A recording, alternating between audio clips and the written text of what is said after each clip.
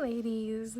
So I just wanted to do a quick video on what I've learned in my first year of wearing wigs. Today, Halloween, marks my 1 year anniversary. And in fact, I was reading my gratitude journal, and what I wrote for last year, it said, I got my first wig. I'm gonna wear it to work tomorrow. I'm excited. And so it was just kind of a memorable experience. So I just thought I would, if this could help other ladies who are in their first year of wearing wigs, just my experiences and things I've learned. So I'm hoping this can help some of you out there. So things I have learned, I don't want to go through the whole journey of wearing it, just, pretty much I've had thin hair, and with having children, it's gotten more and more thin. Alopecia, the one where it's everywhere, andreata, I can't remember how to say it, but that would probably be what I have. I'm not going to go to a doctor and have them diagnose me, so, but I'm pretty sure that's what I have. But anyways, so that's why I started wearing them. And it shouldn't really matter why we wear wigs, but things I've learned is that when you first start wearing wigs, they're very itchy. And at least for me, it was very itchy, and I dreaded, on the way to work I was scratching my head. In my bathroom, if I could take my wig off, I would scratch it. So it was, at first it felt like more of a punishment to wear wigs. And I had to learn which products to use that worked for me to keep my wig in place, things I could do to keep it from scratching, how to get it to fit on my head properly. I was not lucky enough to figure that out the first time around. It took quite a while. My first wig I completely destroyed. I wasn't used to the hairline. I didn't know about, online groups, like Facebook groups and everything at the time. I was, at first I looked for random wigs on eBay, and like synthetic ones, and you have no idea at first, and you're, too scared to, at least I was too scared to go to a store and have them see my head. I actually had to do that like the year before. My hair was thin from having a baby, and I remember I tried on a topper, and it was like over $500, and I was like, I can't pay for this right now. And so and that was just hard enough, like having other people see my head. And so I just tried to buy wigs online, and how to learn the hard, expensive way, what to do, what not to do. Thankfully, there's so many YouTube videos out there that have taught me a lot. YouTube is your friend. That's one thing I've learned that has empowered me to do things to my wigs, change the hairline, work on the parting, make it fit tighter, changing synthetics, thinning them out, everything pretty much. YouTube has helped me a lot. So I've learned to rely on YouTube, and I think only in the last like 6 months I've probably learned about Facebook groups. It just dawned on me at a very late time. Well, I guess that's relatively speaking, but dawned on me at a later time in my journey to look on Facebook for support groups. I wish I knew about them from the beginning. So if you know about those, you're ahead of the game.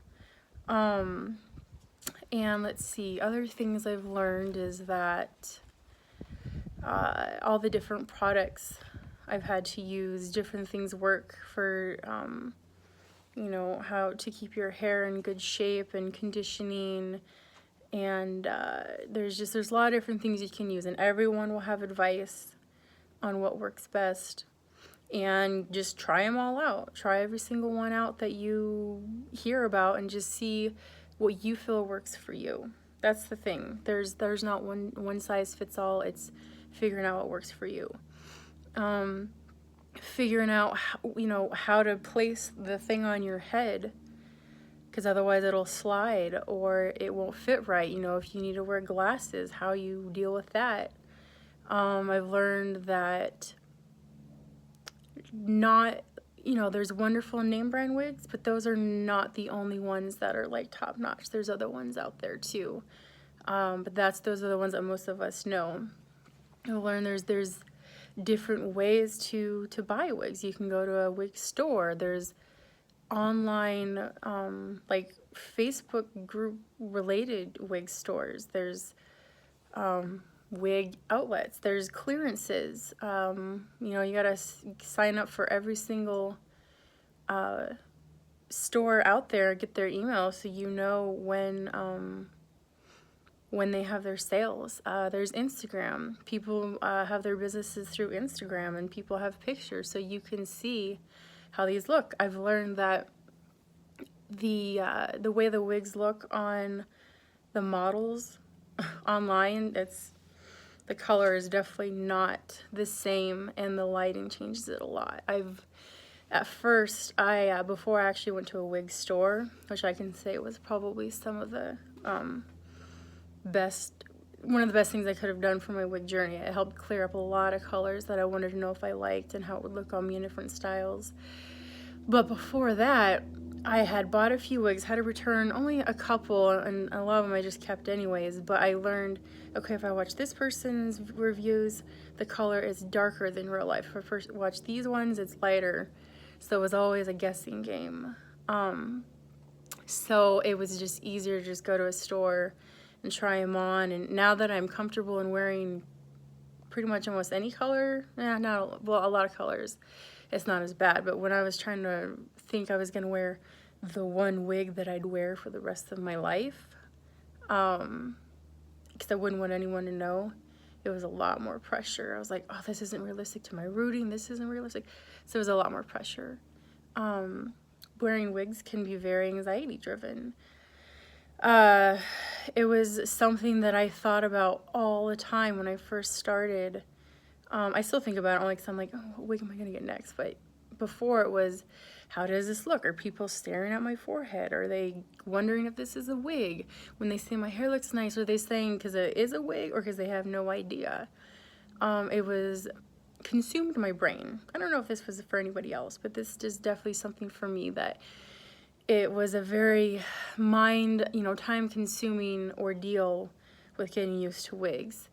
And it took a long time, say at least 6 months, to realize that I wasn't going to hide if I was wearing wigs. In fact, honestly, the first day I wore a wig, someone said she really liked my hair. And I was like, oh, thanks, it's a wig. Like, even though I said I didn't want people to know, it just came out anyways. So, but that was a lot of pressure to take in when I didn't want people to wear wigs, or I didn't want people to know that I wore wigs. And so if you're in that boat, it can add a lot more pressure. I mean, if you find like the one wig that you want to wear and you want to change it up, you probably could get away with it. But if you do change it up, or you get ones that don't have rooting, it all depends on your skin tone, what color you normally wear, and everything like that. It can be a lot of added stress, which I've seen people saying like, oh, is this similar to this one? What if I change it up? Will people know? And I realized I feel more free because I don't care if people know that I wear wigs. And in fact, I've had people point it out, out loud. So that I had to address those situations quickly. And but now that I'm not afraid for people to know, I feel so much better about it. And there's not so much anxiety and stress related to it. I've learned that lots of colors look good on me, and that I can change it up and feel good about it. And it's fun. I've learned that people, a lot of people are accepting of it, and a lot of people are like, well, why are you wearing a wig? And wigs are associated with like, you know, unhealthiness and bad genetics or something's wrong with you. And so, you know, I try to tell people that wearing wigs is just like people that wear makeup. You know, if you wear, you know, fake lashes, or if you get your nails done, or you put makeup on, or, you know, you obviously everyone changes their clothes up. People have different hats that they wear, different headbands. It's the same thing. It's you know, aesthetics, and it helps us feel good about ourselves, and there's nothing wrong with that. So I've learned that not everybody wants to see it that way, and you have to educate people. I've learned that there's a lot of women out there that are in the same journey as me, and for the most part, lots of support. And, you know, I've learned that I want honesty. I don't want everyone to say, oh, it looks good, oh, it looks good. If it doesn't, I don't want people to tell me. You know, there's that whole saying of, you know, be the woman that fixes the other girl's crown without letting the world know. Well, you know, that includes saying, I want people to know, does this color look right? Does this look too thick and wiggy? Do I need to adjust it? You know, if someone who loves big hair, then it's not an issue. But if I say, like, I don't want it to look too thick, let me know, you know, before I go out into the world and people are like, oh, that looks horrible, you know. I want to know. And if you want honesty, I'll let you know. I'll let you know, like, it would look really good if you did this from my perspective, because that's why we post our pictures online, so people let us know. And so, you know, there's a lot of supportive women out there who will do that for you. And then, you know, there's some who will just say everything looks good regardless. And maybe they do think it looks good, and maybe they just don't want to say anything bad. But there's a lot of support out there, and I've come to enjoy my wig groups a lot, and it's nice to be able to go there for support and know that I'm not alone. You know, and I've learned that as I start telling people I wear wigs, there's more that want to wear wigs, and they start asking me questions about that, and that's really neat.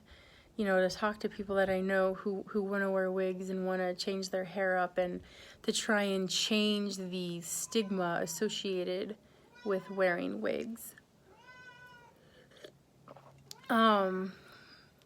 So I don't think I have anything else to share right now, but this was just pretty much, oh, I can also share that wearing wigs is addicting.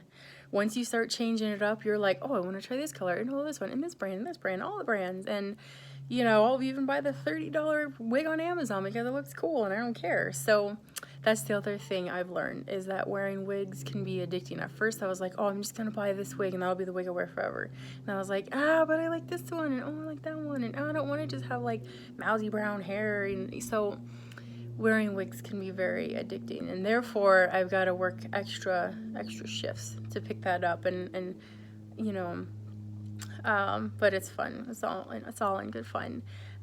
So thank you, ladies, for watching, and I love to see other people's videos that you guys can post once you've worn wigs for a year, or if you've been wearing them for more, and what kind of wisdom you have to share with us. Okay, thank you.